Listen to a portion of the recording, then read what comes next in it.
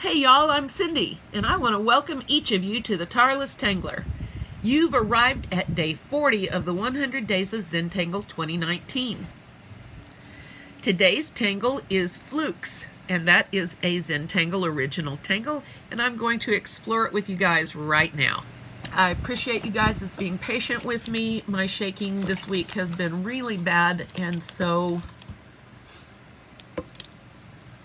I think we're just going to have to deal, and so I appreciate y'all's being willing to deal with that. Okay, so our tangle today is Flukes, and that is a grid-based tangle, and this is a Zentangle tangle, a tangle. So Flukes is done on a square grid.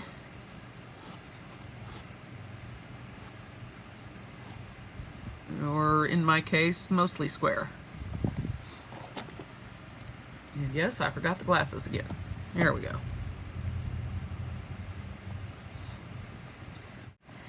This is a square grid-based tangle, and in the step out, it is performed in this manner by starting in one corner and then making aura lines radiating out from that until you hit the edge. Then you black in your square,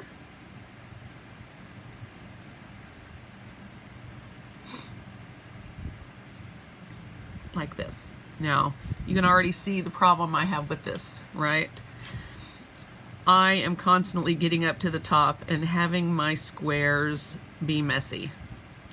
So for me, and again, you guys can do this whatever way you want, but for me, the easier thing was to start at the edges so that I'm conforming to the actual shape of my square and drawing my auras inward. And then when I have the inside, the size that I want, then I black that in and see how much nicer and more even that looks than this first square. So this is how I'm going to draw it. This is how the step out is basically, with the first square, the small one, and then radiating out from there, but you can do it either way. So I'm going to fill in a couple more of these squares with my out-in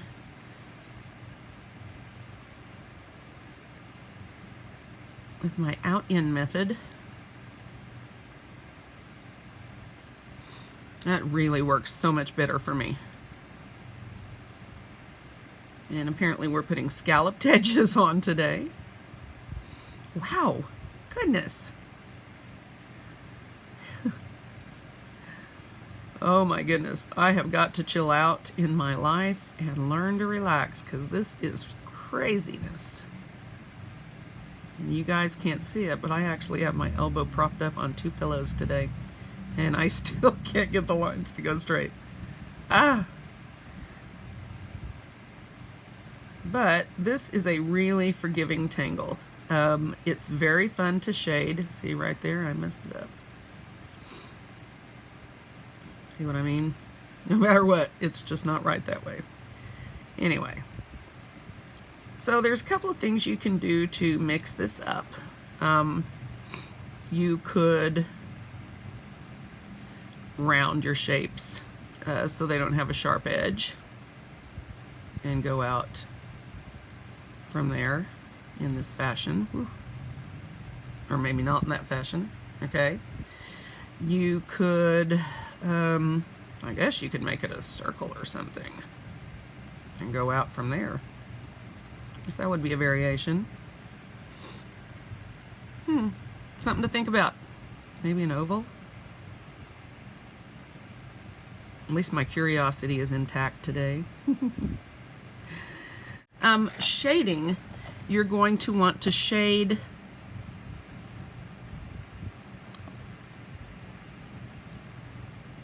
as before. You know, if you want to avoid the black, you can. And then shade the inside, 2 of the inside corners. of your squares. Wow. Not pretty, Cindy. All right.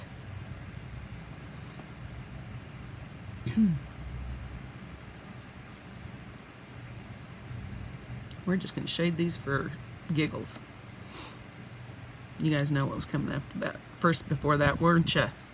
I don't even know what I'm saying anymore. Where's my tortillon? That's what I'm saying. Here we go. All right.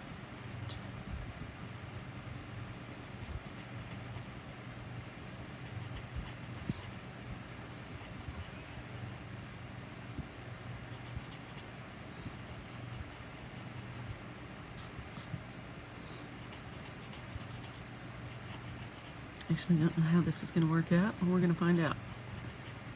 Well, I didn't mean to do that, but that's what erasers are for, right? Whoop, I didn't say eraser. You heard nothing. Now I do sound like my kid. I didn't say anything. He's so funny. And cute. And pretty sweet. And I love him a bunch. All right.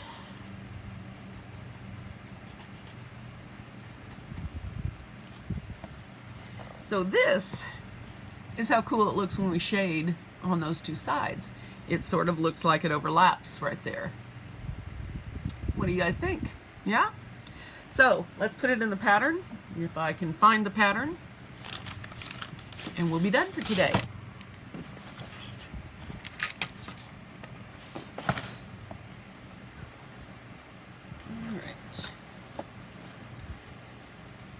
Great grid pattern. So let's put it in one of these nice rectangular grids.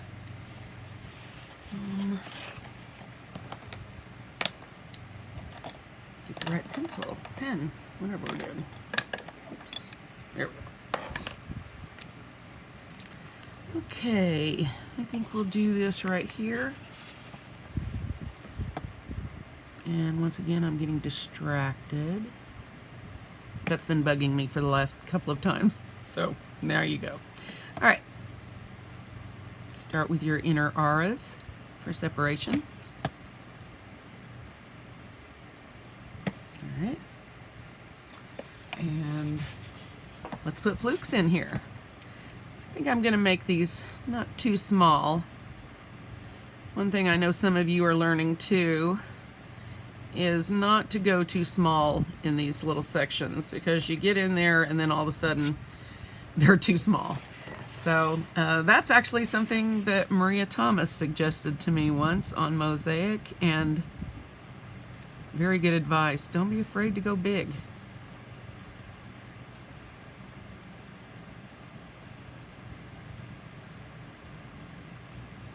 Yeah, those are almost square-like, aren't they? I'll try to calm down. All right, so I think I'm going to start here and try not to forget my plan, which is to go out to in, and then black, out, and you'll see that if you're square shaped, now what I usually do in these situations is put a wonky grid in, and I don't know why I didn't do that today, but in a wonky grid the out to in method works really well, because you're able to conform your auras to the square and not to the shape of the square, and not to your first little square. It did not make a lot of sense, but hopefully you guys know what I mean. Get my drift? Comprende? Verstehen? Comprend? Oh, I don't know. I might have lost on the French. So many languages, so little time. I am actually not doing so bad on these. Look, I just jinxed myself.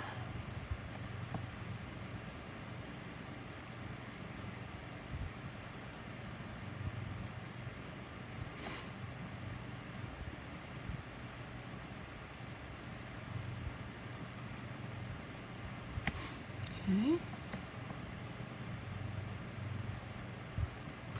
That way, if you use a wonky grid and your squares are oblong or sort of rectangular or whatever, you're able to adapt to that in a much easier way, because I'm never sure when you start with the square in one corner, sometimes that's going to work for what you're working inside and sometimes it's not. If you do it this way, then you are much more likely to have something that's going to match your shape instead of your preconceived notions. How about that? Well, that was almost really cool, wasn't it? Except for the shaking. All right.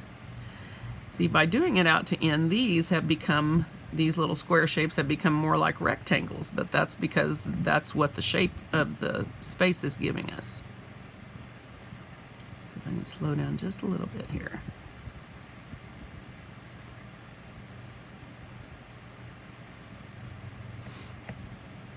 So out to in is really my go-to method on this.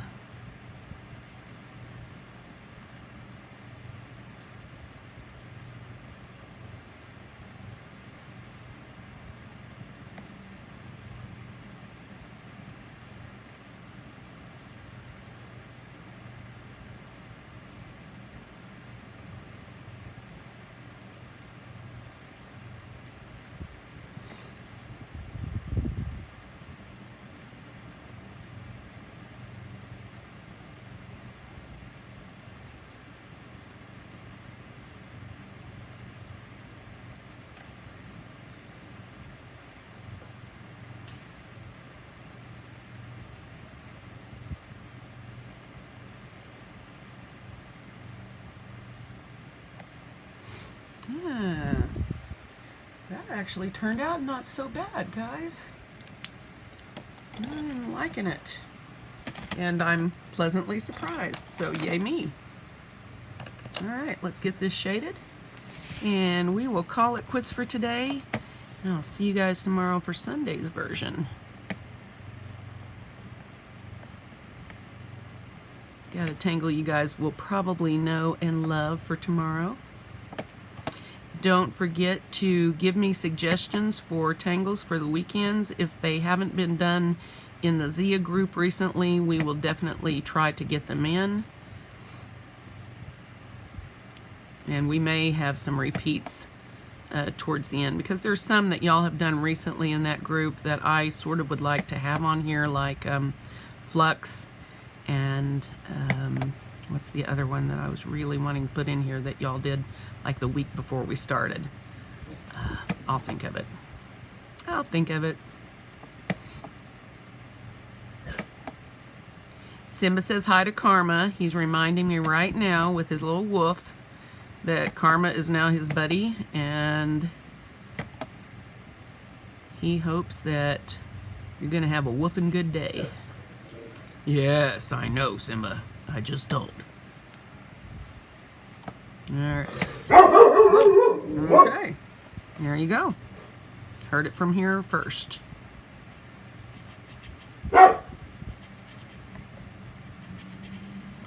You know, the regular Zentangle tiles don't seem to pill up as much as these Opus tiles. I wonder if they're slightly different. They're supposed to be the same. I wonder if the larger sheet size makes a difference. Something to research. I know that a lot of you will appreciate this. I had one of our followers who has been here every day since the beginning, Lawanya. Say hi, Lawanya. She has volunteered to make us a master list of our tangles that we've been using, and that would be awesome. And so when she finishes that up, we will post it on my website at thetirelesstangler.com, and that way everyone will have a reference. I've got a lot of work to do on that side. I've sort of been neglecting it, and it's looking kind of rough. All right. I just wanted to get the graphite out of that edge right there. All right. Okay, once again, we'll be darkening these areas around the edges and such later on. And that is it for today, Flukes. And I'm going to see you guys tomorrow for day 41. Can you believe 41 days in a row? We are wild people. We're all going to have something really special when we're done. Thank you guys for joining me today, and I'll see you tomorrow.